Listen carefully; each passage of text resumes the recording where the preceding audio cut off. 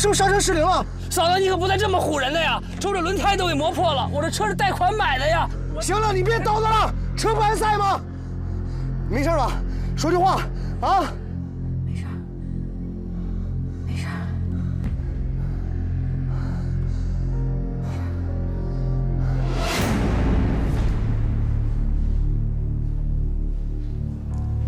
怎么样？你的那几个疑点解决了吗？你觉得他是凶手吗？觉得，安然，证据才是第一位的。只有掌握了有力的证据，才能证明一个人是无辜或是有罪。你是律师，应该明白这一点。你知道我为什么要开着车冲向海里吗？我是在做一个试验。我水性非常好，大2的时候我得过全省的游泳冠军。这和你要做的试验有什么关系吗？我在冲向海里之前把车窗摇下来了，而且我知道我一旦落水，你肯定会救我，所以我会毫不畏惧地冲向海里。在汽车即将冲向海里的一瞬间，我还是害怕的，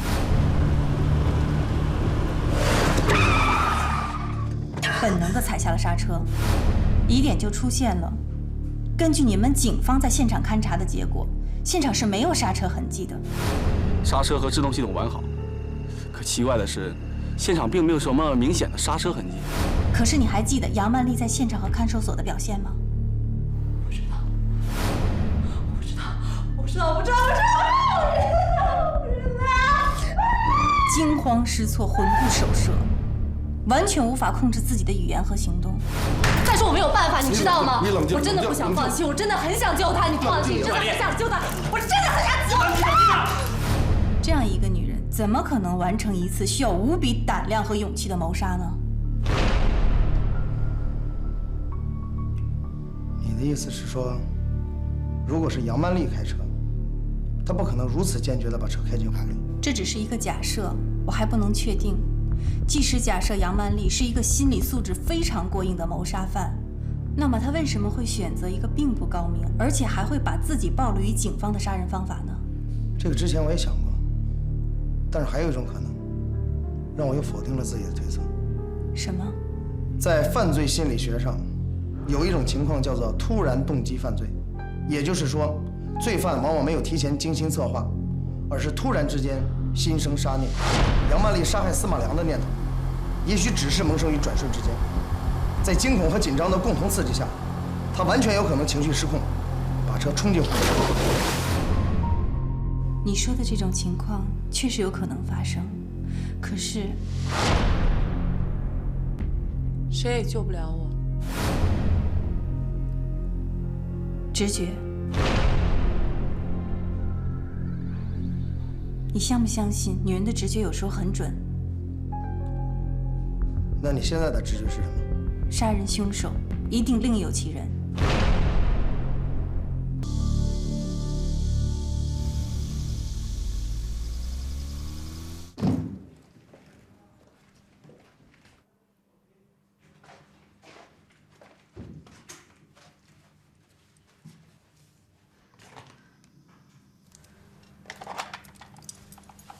杨曼丽，我要告诉你一个好消息，我们重新调查了案发现场，发现了一些新的线索，有可能可以证明你是清白的。我现在需要你告诉我，案发当天到底发生了什么，这对于证明你清白非常重要。我没什么好说的，你别费力气了。你怎么不明白？我现在在帮你，你不告诉我怎么帮你啊？案发当天你为什么跟你的丈夫去湖边？到底谁开的车？我不想说，你别问了，我也不用你替我辩护了。法庭愿意怎么判就怎么判吧。你就那么想死吗？你要想死，当天晚上你就不应该爬上来，应该跟你那个想自杀的丈夫一块儿去死。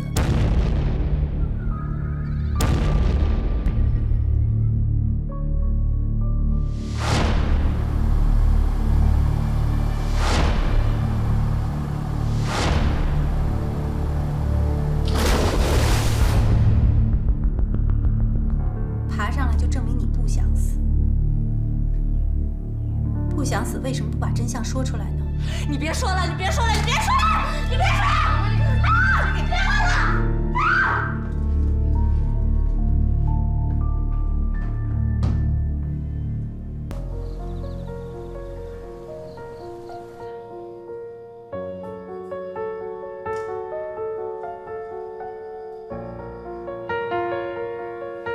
这是我吗？当然是。我有那么美吗？再好的画家，也没办法画出你这种美。在我心里，你是最美的。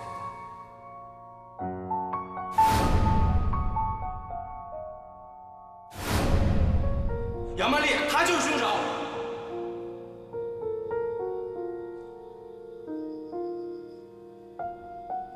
你就那么想死吗？你要想死，当天晚上你就不应该爬上来，应该跟你那个想自杀的丈夫一块儿去死。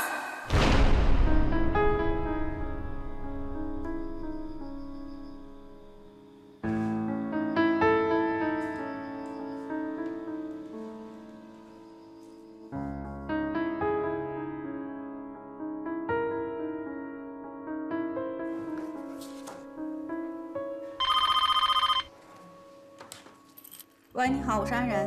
杨曼丽自杀未遂，现在医院抢救。什么？在哪家医院？好，我马上到。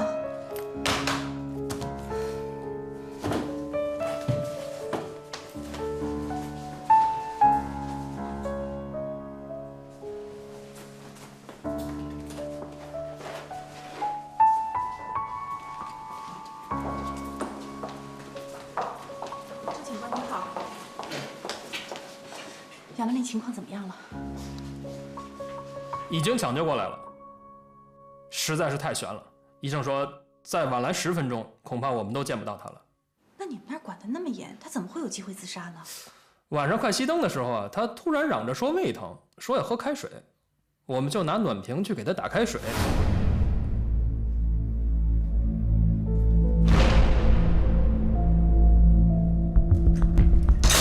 怎么了？别动，放下。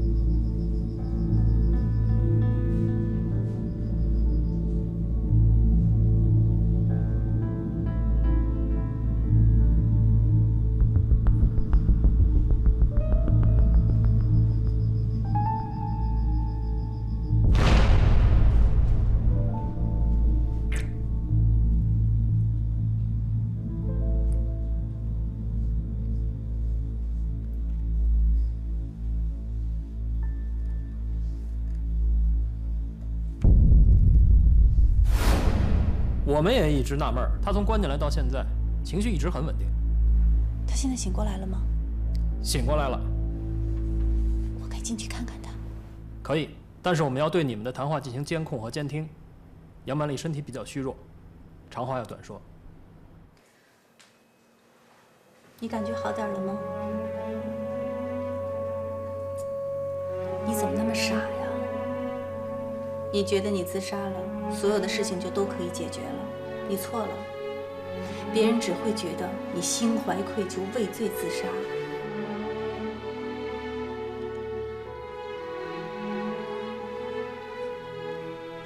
白天我跟你说的推测是正确的，对不对？你就那么想死吗？你要想死，当天晚上你就不应该爬上来，应该跟你那个想自杀的丈夫一块儿去死。司马良是自杀，尽管很多人都觉得你跟司马良在一起是有所图谋，但是根据我们的调查，我和我的老师宁愿相信有另外一种可能，你深深爱着司马良，对不对？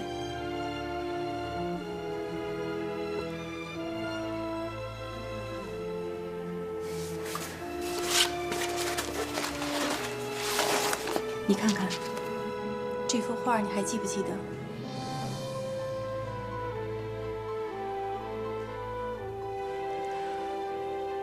再好的画家，也没办法画出你这种美。我不懂画，但是我能看出来，他是用心创作的。这幅画里有他对你的爱。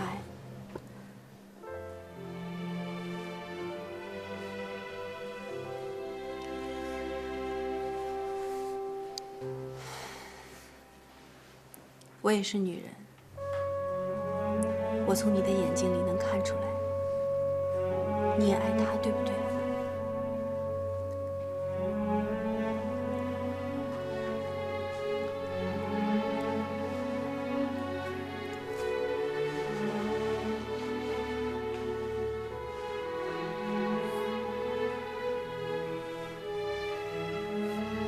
我知道。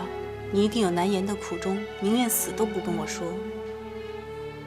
可是你知道吗？你不说，所有的人都会认为你是你亲手杀了你最爱的人。你想逃避，想自杀，想上天上去陪他，这些我都可以理解。可是你有没有想过，所有人都不会相信你们是真心相爱的？你这么做，对得起爱你的司马良吗？就算是对他在天之灵的告慰，你也应该相信我，让我帮你，让所有人都知道这个事实，相信你们的爱是真诚的。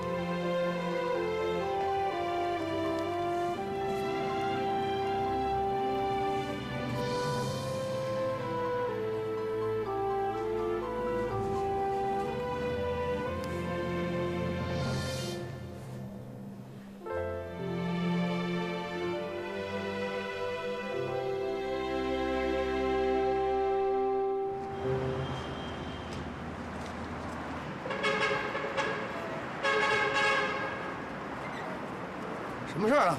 这么急？杨曼丽答应配合我们调查了。那太好了。哎，有什么需要我帮忙的吗？找你就是让你帮忙啊，陪我去趟杨曼丽的老家。古北镇。对啊，不远。什么时候去？明天早上，这个事情宜早不宜迟。明天恐怕……恐怕什么呀？行还是不行啊？是这样，明天是我弟弟妹妹的生日，每年嘛，我们全家都一起过。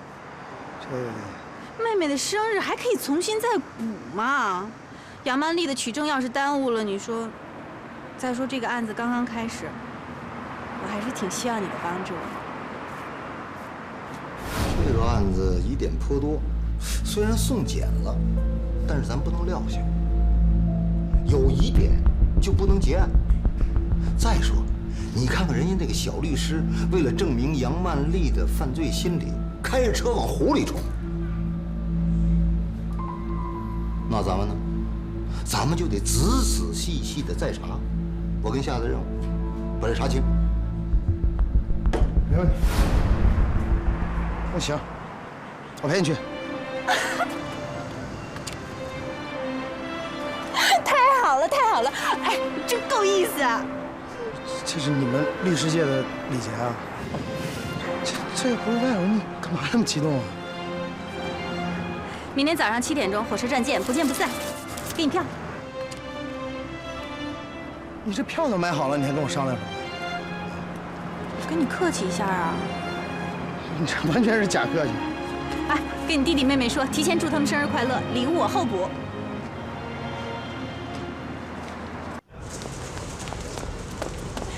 咋来啦？怕耽误你事儿吗？包挺眼熟的呀。能不眼熟吗？你上次差点一枪把我给打死那次，我就背的这个包，这是我的幸运包。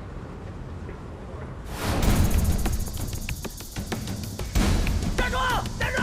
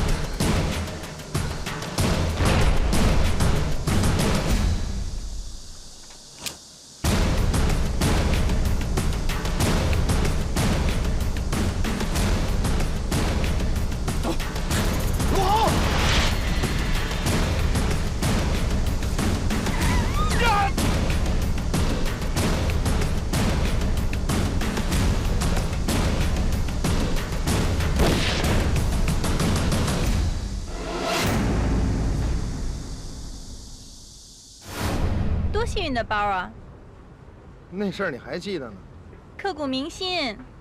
行吧，不是你包幸运，那是我的枪法好。哎，你别说我的包不幸运，我还指这个包给我们这次调查带来好运呢。好好好，幸运幸运，幸运咱也得上车，要不然赶不上车了。走啊，走啊，快点儿！哎，子杰，去很远的地方吗？今天去的地方风景特别好，特别适合过2人世界。昨晚我喝了不少酒，要不我就开车去了，走吧。好啊。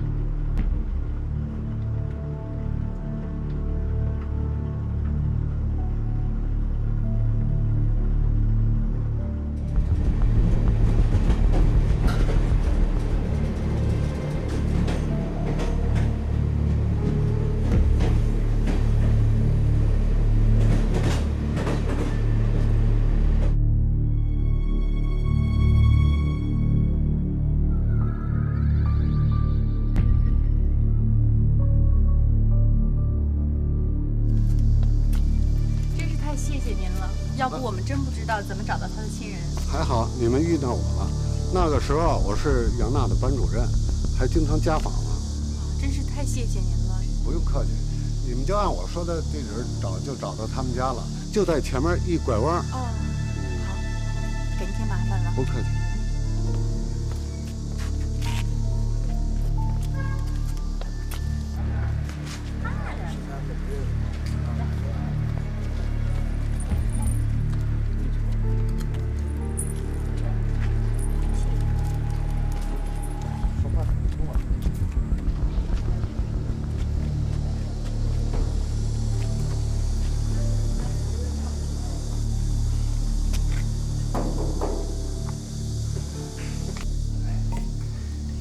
家里不常来客人，也没什么好招待的，不好意思啊。您不用客气，谢谢。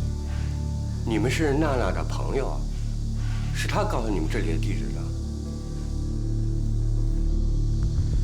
我是杨曼丽的辩护律师，这位是罗警官。杨曼丽涉嫌一起谋杀案，我们就是来了解一些情况。谋杀？不可能吧？什么不可能的？我就知道那孩子学不了好。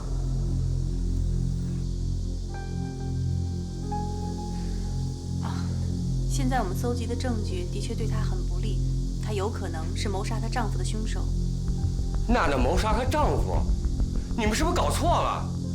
哎呀，律师同志，她杀没杀人那是她自己的事情，跟我们做长辈的没什么关系。再说了，她跟我们已很多年没有走动了。我们几乎没这门亲戚了。是这样，我们刚才调查过了，他的小学老师说，他小的时候可是住在你们家里啊。可是他长大了以后就搬出去了，这搬出去以后就再也没有回来过。哎，你们这是想问什么呀？我们可是什么都不知道啊！您先别多想，我们就是来了解一些情况，比如说他小时候的性格，有没有跟别人有什么摩擦，还有他为什么会离开古北镇呢？他小的时候挺活泼的，挺好的，也没有和什么人有过摩擦呀。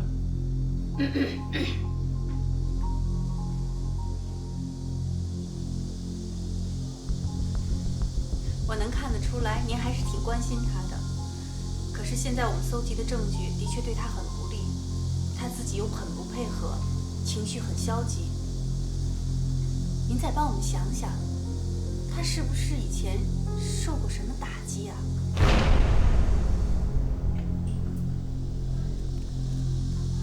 哎呀，你还犹豫什么啊？就说了呗，不就那么点破事吗？憋了这么多年了。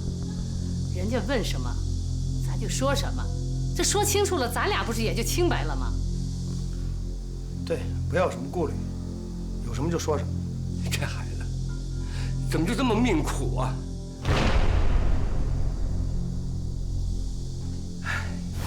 娜娜高中的时候学习成绩很好，虽然模样很漂亮，但人很老实。那时候她一心要考名牌大学，每天早出晚归的。学习很辛苦。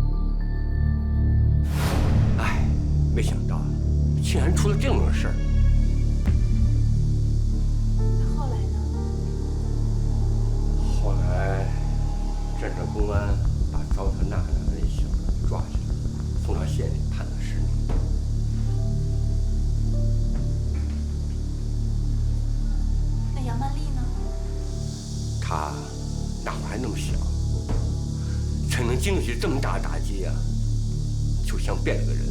是变了个人，也不上学了，天天也不着家，跟镇上几个小流氓裹在一起，你说能学好吗？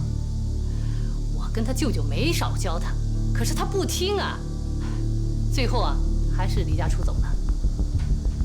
再后来呢，听镇上打工的人说，在这个思明州的酒吧和这歌厅里见过他。说是打扮的妖里妖气的，我琢磨着，他也是破罐子破摔了，这辈子也就这样了。可是我没想到，他竟然杀人了。你说让我们长辈的脸，这往哪儿搁呀？别说了。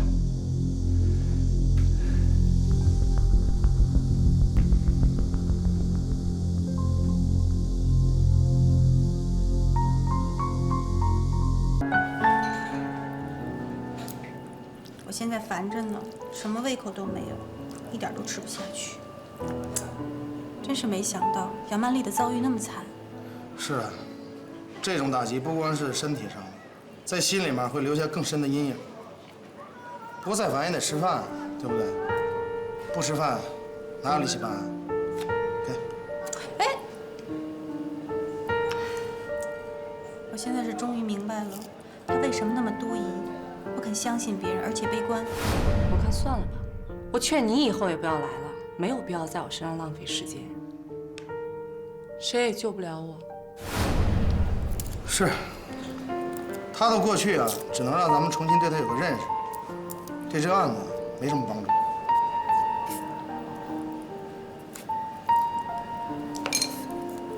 你就不能不给我泼冷水啊？好。对了，你在火车上说你怀疑司马良可能是自杀，有根据吗？推测而已。不过，我跟杨曼丽提起这个推测时，你就那么想死吗？你要想死，当天晚上你就不应该爬上来，应该跟你那个想自杀的丈夫一块儿去死。爬上来就证明你不想死。不想死，为什么不把真相说出来呢？你别说了，你别说了，你别说了，你别说了！白天我跟你说的推测是正确的，对不对？司马良是自杀，尽管很多人都觉得你跟司马良在一起是有所图谋，但是根据我们的调查，我和我的老师宁愿相信有另外一种可能，你深深爱着司马良，对不对？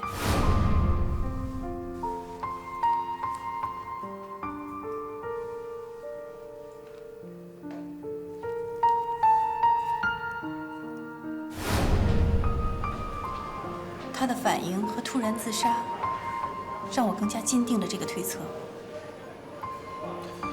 要想证明你这个推测，我们就得顺着杨曼丽这条线往下查。不过，很难有什么进展。我觉得我们应该换一个方向试一试。你什么意思啊？你看啊，到现在为止，你的主要目的就是想证明杨曼丽到底是不是凶手。所以你把全部精力都放在了杨曼丽身上。既然你提出司马良可能是自杀的，我觉得我们可以查一下司马良。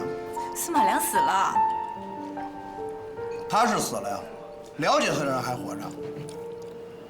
杨曼丽又在医院，能怎么办啊？有一个人，可能比杨曼丽更了解司马良。有什么好说的？你们赶紧把那姓杨的女人抓起来，她就是凶手。别说500万，这个女人就是为1万块都会去杀人。这话怎么还在这儿？来人，把扔了！这个女人真是蛇蝎心肠。教授对她这么好，她怎么能下得了手？你说的是吴淑珍？聪明。对呀。最后一班车还来得及，我们现在就去找她。走啊！哎呀，没买单。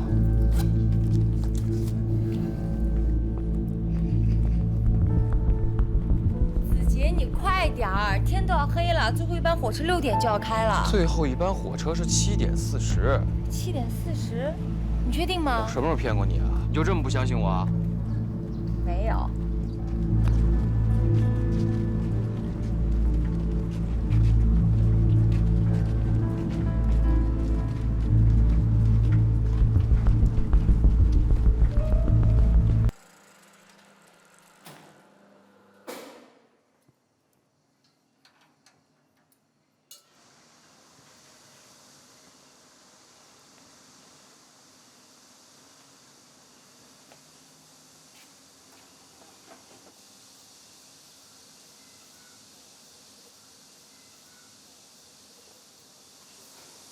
早晨凉，进来吧。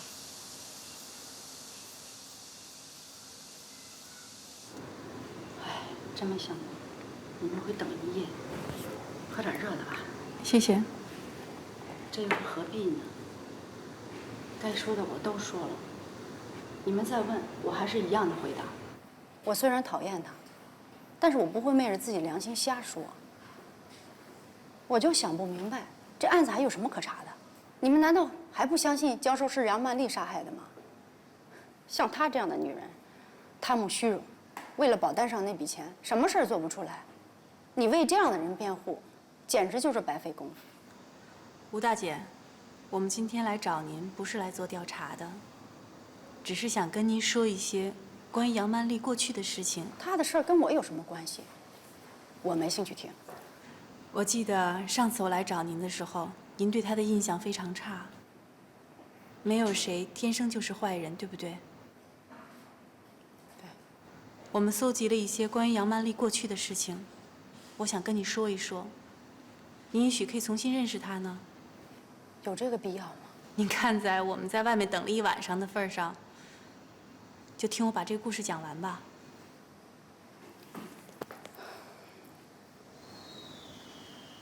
杨曼丽从小父母双亡，再后来的事情，你应该比我们更清楚。唉，真是没想到，她以前也这么不容易。也许您对杨曼丽天生就有敌意，但是不管怎么说，她也是一个可怜的女人。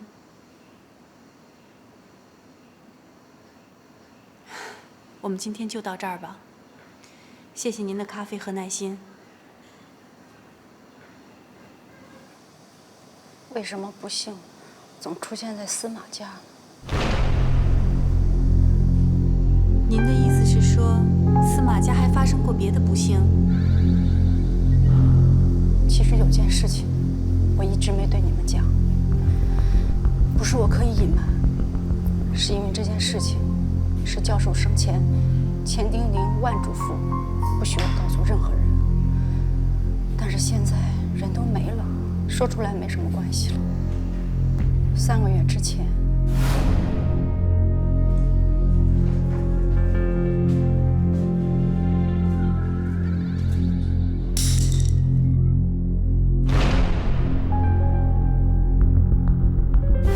你们不会理解，对于教授这样真正的艺术家而言，对于艺术的追求远远高于生命。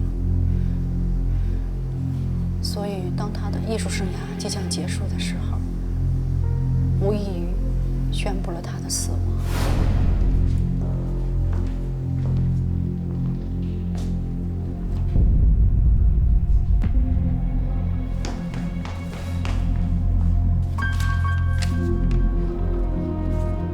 教授。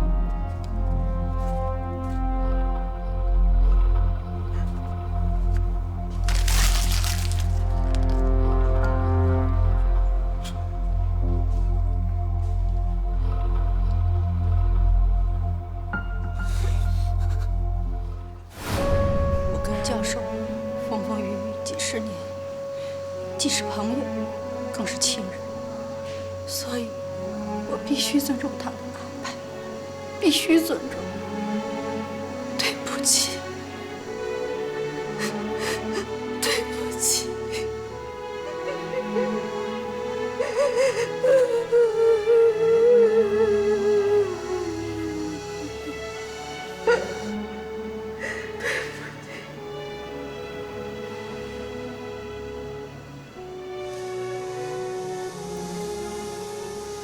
看来你的推论还是有些依据的。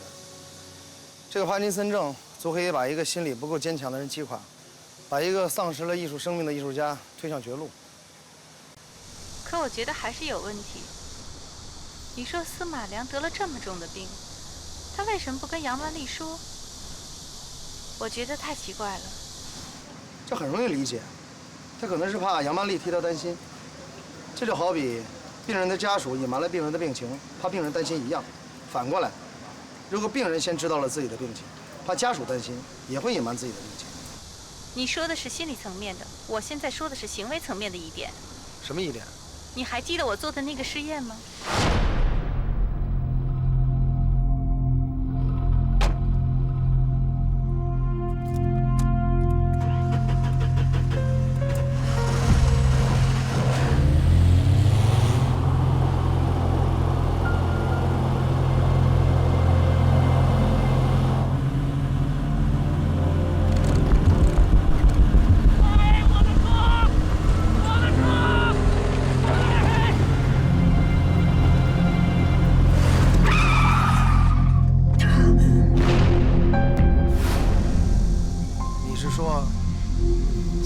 得了帕金森症，连画笔都拿不起来，不可能控制车冲进大海。也不完全是。通过吴淑珍的话，我觉得司马良是一个内心很脆弱、性格很纠结、懦弱的人。他根本不可能面对自己的病情。那你说，像这样的人，怎么可能把油门踩到底，冲向大海？从我的那个试验就可以完全证明。你说像我这样一个天不怕地不怕的人，在关键时刻都会踩刹车，他为什么会义无反顾呢？你跟我说过大学学过痕迹鉴定学吧？怎么了？我想请示一下欧队，明天是不是去趟我们单位的物证科，在第一现场的痕迹鉴定再找一些线索？为什么明天去啊？你现在就可以请示欧队，我马上陪你去。你一晚上没睡了？我也没睡了。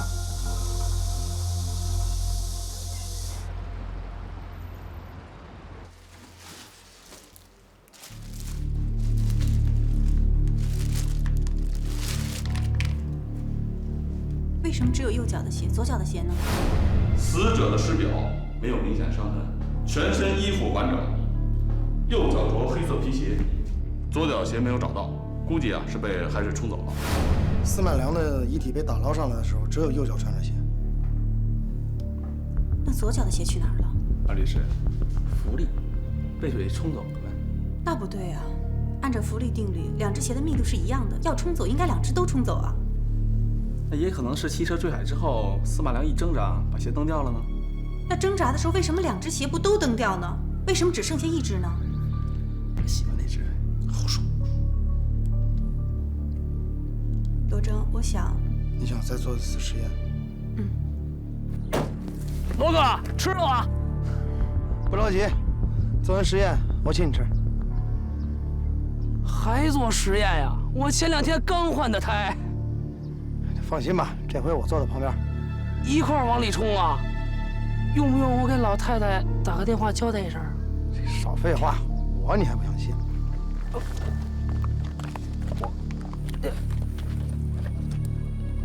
我放心，我放心。哎呀，小心点啊！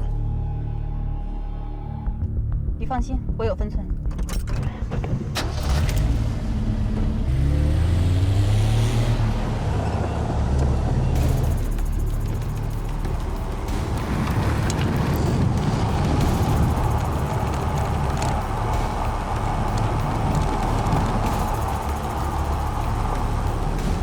刹车！刹车！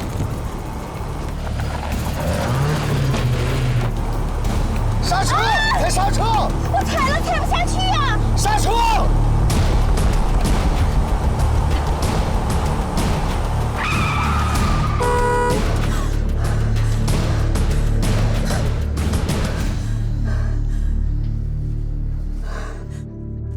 哎呦，你们可吓死我了呀！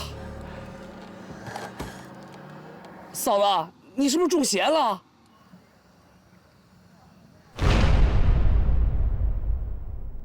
今年7月28号晚上8点30分，思明州市环湖路小码头，一辆车牌号为思 GN5365藏青色切诺基坠入海中，画家司马良溺水而亡，而他的妻子杨曼丽却侥幸生还。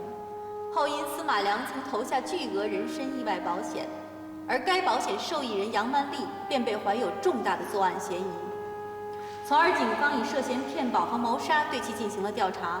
从目击证人的证词，还有现场收集的物证，以及我的委托人杨曼丽女士在接受调查时闪烁其词的表现，几乎都把谋杀这一罪名牢牢绑定在她身上。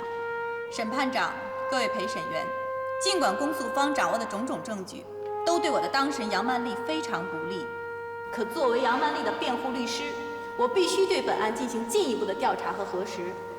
在调查核实的过程中，我得到了思明州市刑警大队的大力支持。通过走访和取证，我做出了一个极其大胆的推断。现在恳请审判长、各位陪审员允许我当庭说出我的推断。辩方律师可以说出你的推断。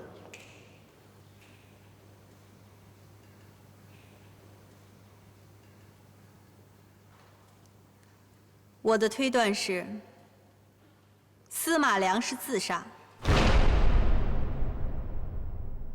你胡说！我爸爸怎么可能是自杀的？你们都不要听他胡说！杨曼丽就是凶手，凶手就是他呀！肃静，肃静！这里是法庭，被害人家属要注意你的情绪。辩方律师，请继续。这起案件的发生，完全是基于司马良企图胁迫他的妻子杨曼丽一同殉情自杀所致。辩方律师，你的推断有没有证据？有，就是这只鞋子，这是司马良右脚的鞋子。警方在打捞尸体的时候，只发现了右脚的鞋子，而左脚的鞋子却不翼而飞了。死者的尸表没有明显的伤痕，全身衣服完整，右脚着黑色皮鞋，左脚鞋没有找到，估计是被海水冲走了。几乎所有人都认为，车子坠海之后，海水把鞋子冲走是顺理成章的事情。但是为什么单单只有左脚的鞋子被冲走了，而右脚的鞋子还穿在死者的脚上呢？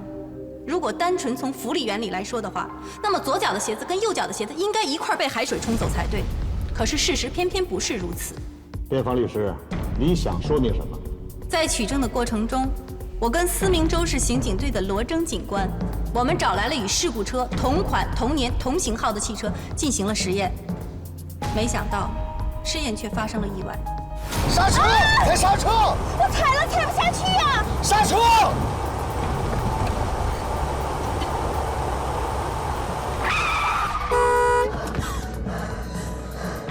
正是这次意外，让我跟罗征警官共同找到了司马良左脚鞋子失踪的原因。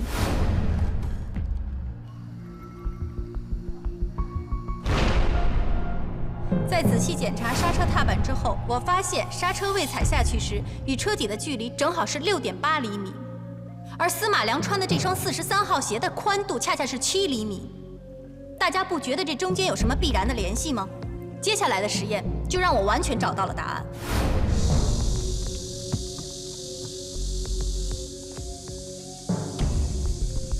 当鞋子垫在踏板下面之后，再踩刹车，无论如何也踩不下去。踏板与车底之间的空隙完全被这只鞋子填满。这只鞋子是鳄鱼皮制作的，外表纹理非常时尚，而且有非常好的韧性。也就是说，它比一般的牛皮、羊皮都更加坚硬。这样的一只鞋子垫在刹车踏板下面之后，是完全不会发生压弯、松动的。我曾经有一个疑问：案发当晚，死者司马良为什么要带着被告杨曼丽去码头？他们的住所跟码头是完全2个不同的方向。天色已晚，为什么不回家去了码头呢？我曾经百思不得其解。可是当我解开鞋子谜团时，我就全明白了。之所以2个人要夜间来到海边，就是因为司马良要企图杀害他的妻子杨曼丽。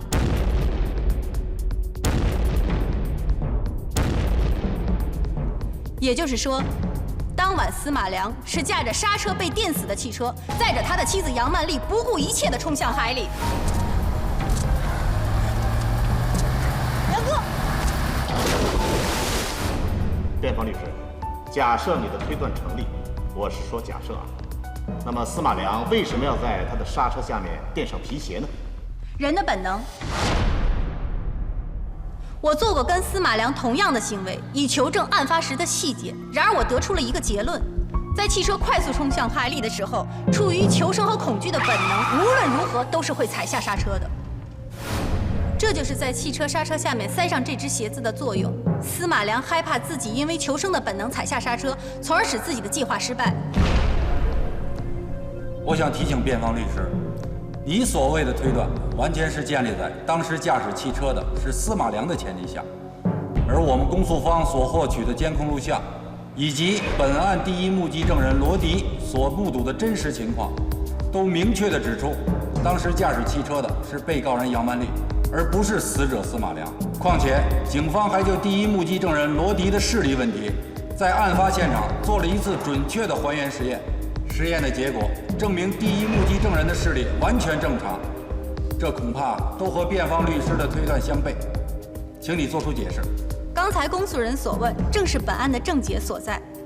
关于拍摄到杨曼丽驾车的录像，我想指出，距离案发现场最近的路况摄像头离汽车坠海的距离是4.5公里。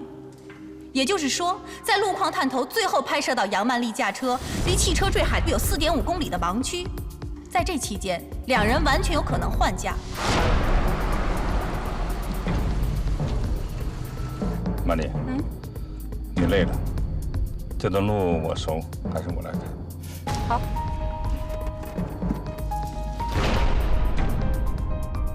此外，第一目击证人罗迪的证词，的确是公诉方起诉杨曼丽的重要依据。从而，警方也做了一个缜密的实验，来证实罗迪的视力是否正常，是否亲眼目睹了案发当晚的情况，是否准确无误地辨认出到底是谁开的车。然而，有2个细节被我们忽略了。请问是什么细节？案发当晚，在警方取证的时候，第一目击证人罗迪隐瞒了一个在自己看来非常小的事情，那就是他喝酒了。我和本案的第一辩护律师夏康达在取证的时候，发现了这一被忽略的细节。当时吓得我酒都醒了，也不困了，后来就赶紧报警了。你刚才说那天你喝酒了？我喝了，不过没喝多少。那你在做笔录的时候，有没有把你喝酒这件事情告诉警方？我喝不喝都看得清楚。后来他们还做了个实验，我眼神好着呢。本来在第一次开庭的时候，夏老师就准备把这一情况提交法庭，可是没想到，夏老师，夏老师怎么了？夏老师，您没事吧？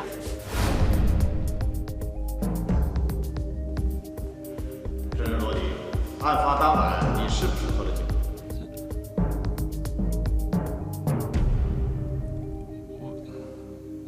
我喝了一点儿。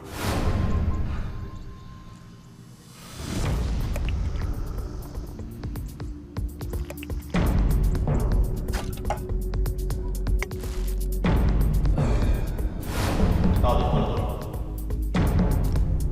？3瓶罐装啤酒。我酒量挺好的，不至于看错。要不饶不了，再喝一次，再做次实验，肯定不会错的。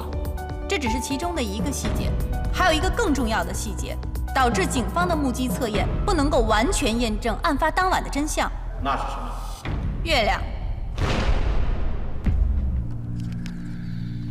这是思明州市气象局提供的2份卫星云图，分别是案发当晚的7月28号和警方做目击测验的7月29号。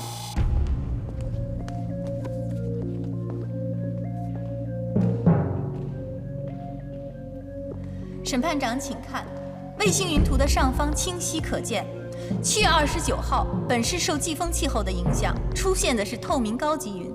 在这样的云层下，月亮清晰可见，月光下的视线非常好，警方可以完全判断出罗迪所见准确无误。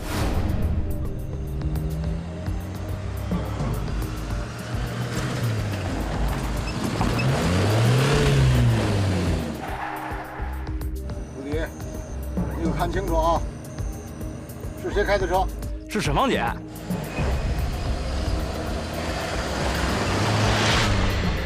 还是沈芳姐开的。罗迪，你确定是沈芳开的车吗？哎呦，欧大哥，你放心吧，我左眼5.2，右眼也5.2，我是有名的千里眼，绝对没错。然而7月28号，也就是案发当晚，情况截然不同。当晚风力较小，风速较低，所以笼罩在本市上空的是中低云层。气象学家说，这样的云层极容易遮挡住月亮，也就是我们俗称的乌云遮月。哦对，这太黑了，什么也看不见啊。综上所述，我们可以得出一个结论：案发当晚海边的自然照度跟警方做目击实验的自然照度是完全不同的。加之第一目击证人罗迪在案发前有饮酒行为，因此辩方认为罗迪的证词不能够完全成立。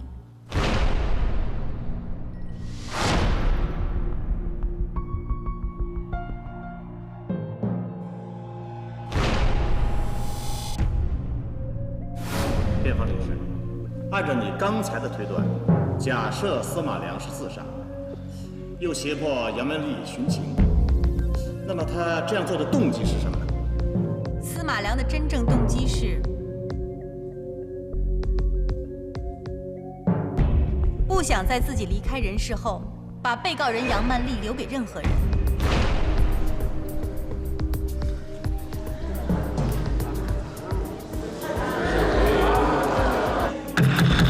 静，肃静。所有深深相爱的人，恐怕都有一个共通点：害怕自己深爱的人有一天会投入别人的怀抱。正常人想来都心痛不已，将死之人更是如此。还有一个不为人知的秘密，在案发前的3个月，年仅55岁的司马良被查出有帕金森综合症。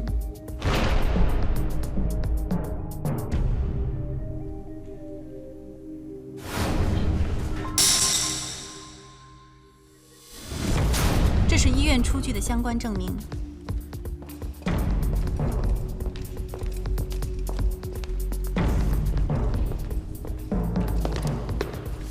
对于一个用双手来书写情感的画家而言，帕金森综合症意味着艺术生涯的终止，而把创作视为第二生命的司马良更无异于被宣判了死刑。因此，他产生了自杀的念头。但在他心里，他深深爱着他的妻子杨曼丽，纵使他对人世已无任何眷恋，他也害怕自己死后杨曼丽会改嫁他人。正是这种纠结的心情，使他做出了一个极其自私而残酷的计划，那就是让杨曼丽跟他一块儿去死。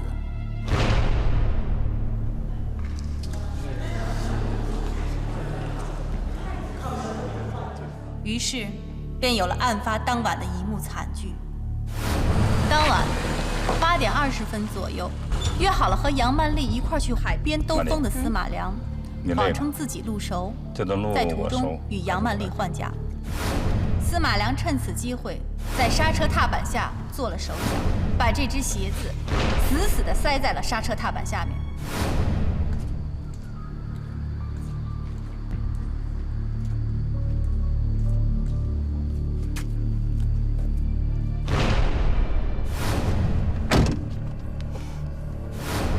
但杨曼丽无论如何也想不到，当她重新坐回车里的时候，这个无比残忍的自杀计划也就在此刻开始了。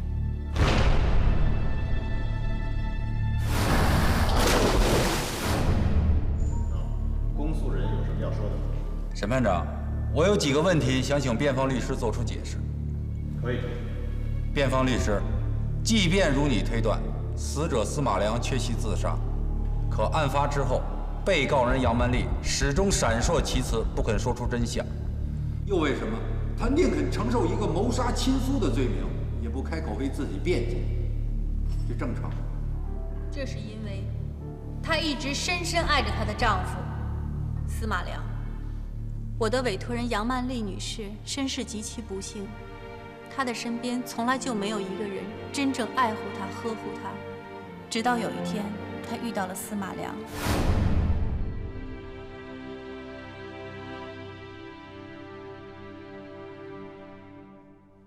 司马良让她真正感觉到了爱情的甜蜜，生活的幸福。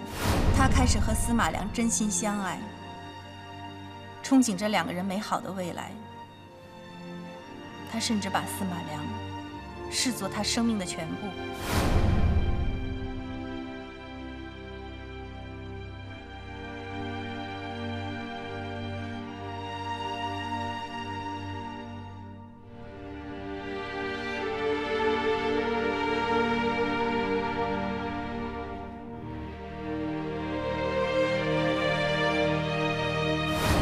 那一刻，在杨曼丽心中，爱恨交织在一起。正是因为这种复杂的心情，杨曼丽能做到的，只有尽力忘却冰冷的现实。只有这样，她心目中的司马良才能保持往昔完美的形象。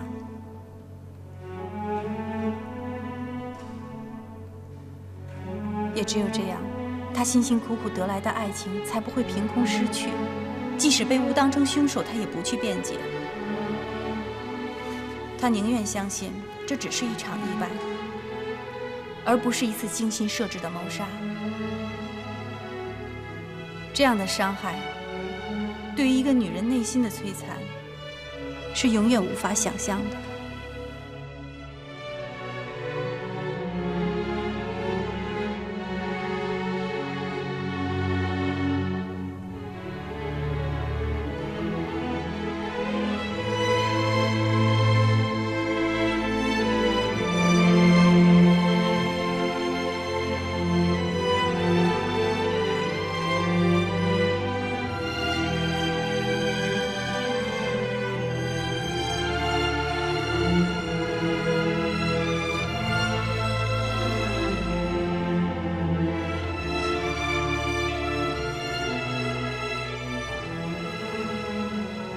被告人杨曼丽不构成谋杀及诈骗罪名，当庭释放。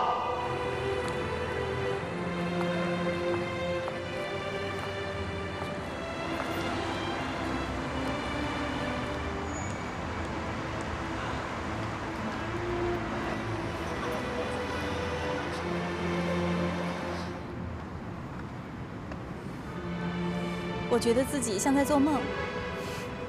这是我的第一个案子。小河马已经成长为大河马了。谢谢大狗熊。还大狗熊呢？哎，你的行市是不是看涨啊？肯定这行市得涨啊！哎呀，估计你再接案子，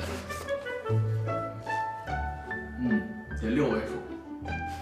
黄大哥，瞧您说的，弄得我跟抢银行的似的。你瞧，你还不信？哎，可惜呀，茫茫人海，像杨曼丽这样的女人不好找了。鄙人浪迹天涯数10余载，怎么就没碰上一个像杨曼丽这样的人呢？黄大哥，不是我说您，您那墓地呀卖的便宜一点，别那么黑。您就算积德了，您要是积德了，那好姑娘还不得乌泱乌泱的往您这儿来呀？积德呀！伟大的印度诗人、哲学家罗宾德拉内特泰戈尔曾经这样跟我们说：花很多时间去考虑做好事的人，他就没有时间去做好事啦，对吧？你们2位聊，我还有个约啊，我得做好事儿去。哎呦，您慢着点，别摔着。没事。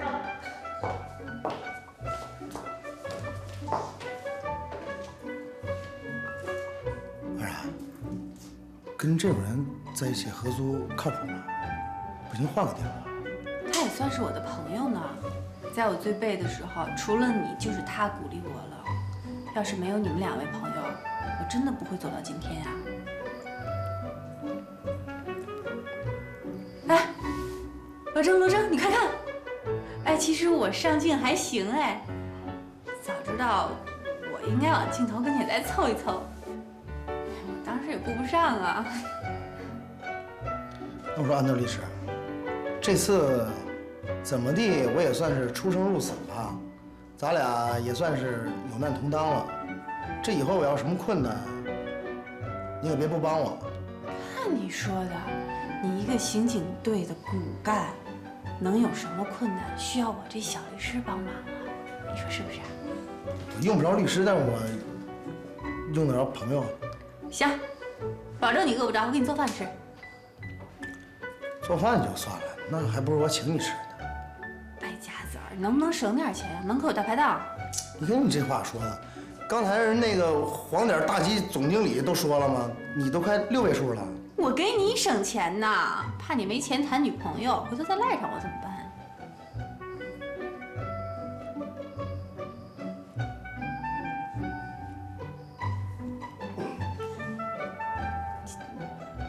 行，赶紧吃饭去吧，别瞎琢磨了。